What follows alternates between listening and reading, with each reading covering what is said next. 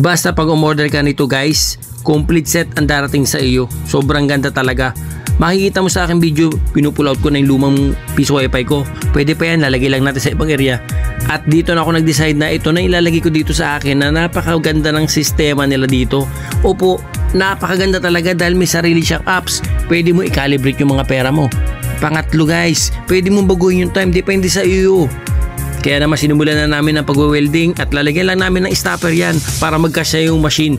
Yun namang router guys, madali lang yun. Ikaw na mag-isip kung paano mo iahang yun. Kompleto na yan. Kahit ikaw na mag-setup nito, hindi mo na kailangan ng ibang tao. Plug and play lang to. Napakadali. And then yung wiring ng machine, doon mo na ipadaan mo sa tubo. Kung may dati kang antena, ilusot mo dun para malinis. Wala kang wire o cable na pakalat-kalat. Kaya dapat mas malinis at presentado. Pinintura ko na rin, kaya napakaganda. May pa-blinker pa sila dyan para mapansin nila yung wifi-yan mo. O diba? Ayan, makikita mo pag ganyan sa gabi. PM na kung gusto mo nito.